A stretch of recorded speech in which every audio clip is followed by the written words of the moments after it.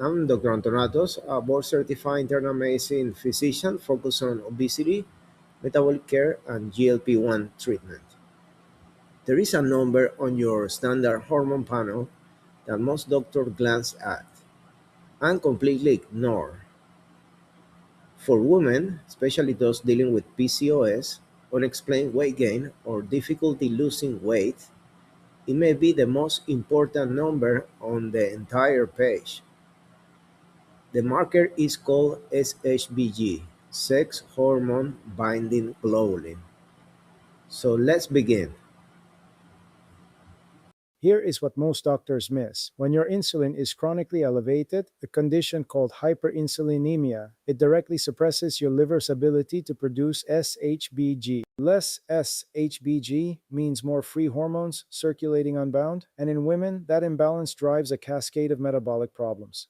So, SHBG is not just a hormone marker, it is a window into your insulin levels, and most standard panels never flag it. In women with PCOS, research shows that an SHBG level below 30 to 41 nanomoles per liter carries 97% sensitivity for insulin resistance. 97%. That is not a marginal finding. That is one of the strongest single marker predictors of insulin resistance we have in women, and it sits right there on your hormone panel, already ordered, already resulted. The problem is that most lab reference ranges mark anything above 18 or 20 as normal, but normal is not optimal, and in metabolic medicine, that gap is exactly where the disease lives.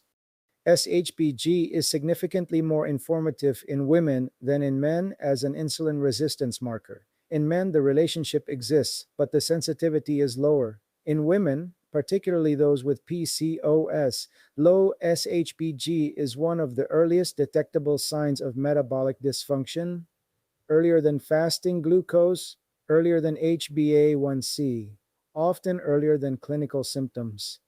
And this does not stop at menopause. Research from Wallace and colleagues and Katsuki and colleagues confirms that SHBG remains a valid insulin resistance marker in postmenopausal women as well. So, if you're a woman at any stage of life, your SHBG level matters. And if it has never been discussed with you, that is a gap in your care. Here is why this becomes a trap. High insulin suppresses SHBG. Low SHBG allows more free androgens to circulate. In women with PCOS, those excess free androgens disrupt ovarian function, producing cysts, irregular cycles, and anovulation. The resulting hormonal stress drives further metabolic dysfunction. More weight gain, more insulin resistance, which suppresses SHBG further. It is a self perpetuating cycle, and it often starts silently, years before a PCOS diagnosis, years before glucose ever becomes abnormal. This is why I do not wait for glucose to rise before I look at insulin resistance. By then, the cycle has already been running for a long time.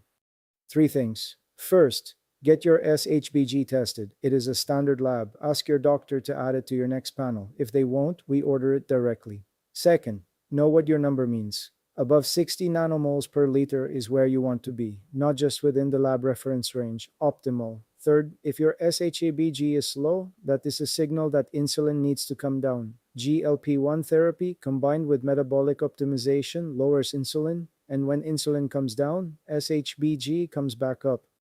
Your labs are not just numbers on a page, they tell a story. SHBG is one of the chapters most doctors skip.